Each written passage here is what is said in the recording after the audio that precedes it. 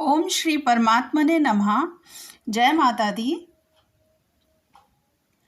महागौरी देवी नवदुर्गाओं में 8वीं देवी हैं। इनका वर्ण पूर्णतः गौर है। इस गौरता की उपमा शंख, चंद्र और कंद के फूल से दी गई है। महागौरी की 4 भुजाएं हैं। इनका वाहन वृषभ है। इनके ऊपर के दाहिने हाथ में अभय मुद्रा और नीचे वाले दाहिने हाथ में त्रिशूल है। माँ महागौरी ने देवी पार्वती रूप में भगवान शिव को पति रूप में प्राप्त करने के लिए कठोर तपस्या की थी।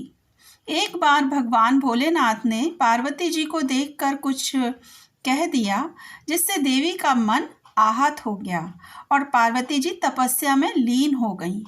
इस प्रकार वर्षों तक कठोर तपस्या करने पर जब पार्वती जी नहीं आई तो पार्वती जी की खोज करते हुए भगवान शिव उनके पास पहुँचे और वहाँ पार्वती जी को देखकर आश्चर्यचकित रह गए।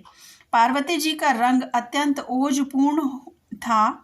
उनकी छटा चांदनी के समान श्वेत और कुंद के फूल के समान धवल दिखाई पड़ती थी।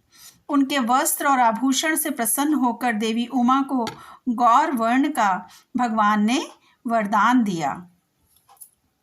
एक कथानुसार भगवान शिव को पति रूप में पाने के लिए देवी ने कठोर तपस्या की थी, जिससे इनका शरीर काला पड़ गया था। देवी की तपस्या से प्रसन्न होकर भगवान इन्हें स्वीकार करते हैं और शिव जी की इनके शरीर को गंगा जल से धोते हैं। तब देवी विद्युत के समान अत्यंत कांतिमान गौर वर्ण की हो जाती हैं तथा तभी से इनका नाम गौरी पड़ा। महागौरी रूप में देवी करुणामयी, स्नेहमयी, शांत और मृदुल दिखाई देती हैं। देवी के इस रूप की प्रार्थना करते हुए देव और ऋषिगण कहते हैं, सर्वमंगल मांगल्ये शिवे सर्वार्थ साधिके शरण्ये त्र्यंबके गौरी नारायणी नमोस्तुते। महागौरी जी से संबंधित एक अन्य कथा भी प्रचलित है। इसके अनुसार एक सिंह काफ़ी भूखा था। वह भोजन की तलाश में वहां पहुंचा जहां देवी उमा तपस्या कर रही थी। देवी को देखकर सिंह की भूख और बढ़ गई, परंतु वह देवी के तपस्या से उठने का इंतजार करते हुए वहीं पर बैठ गया। इस इंतजार में वह काफ़ी कमज़ोर हो गया। देवी जब तप से उठी तो सिंह की दशा देखकर उन्हें उस पर बहुत दया आ गई और माँ ने उसे अपना सवारी बना लिया, क्योंकि एक प्रकार से उसने भी तपस्या की थी। इसलिए देवी गौरी का वाहन बैल और सिंह दोनों ही हैं। एक अन्य कथा के अनुसार दुर्गम दानव के अत्याचारों से संतप्त जब देवता भगवती शाकंभरी की शरण में आए, तब माता ने त्रिलोकी को मुग्ध करने वाले महागौरी रूप का प्रादुर्भाव किया। यही माता महागौरी आसन लगाकर शिवालिक पर्वत के शिखर पर विराजमान हुई और शाकंभरी देवी के नाम से उक्त पर्वत पर उनका मंदिर बना हुआ है। यह वही स्थान है जहां देवी शाकंभरी ने महागौरी का रूप धारण किया था।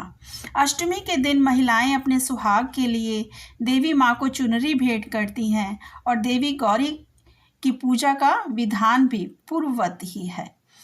माँ महागौरी का ध्यान, स्मरण, पूजन, आराधना भक्तों के लिए सर्वाधिक कल्याणकारी है। माँ महागौरी भक्तों का कष्ट अवश्य ही दूर करती हैं। पुराणों में माँ महागौरी की महिमा का प्रचुर आख्यान किया गया है।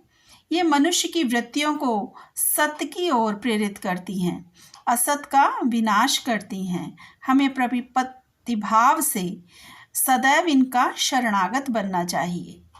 या देवी सर्वभूतेषु माँ गौरी रूपेण संस्थिता नमस्तस्यै नमस्तस्यै नमस्तस्यै नमो नमः।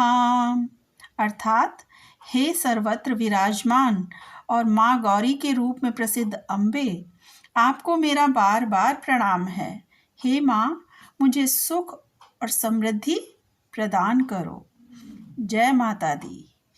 सर्वे भवन्तु सुखिनः, सर्वे सन्तु निरामया, सर्वे भद्राणि पश्यन्तु, मा कश्चित् दुःख भाग् भवेत्।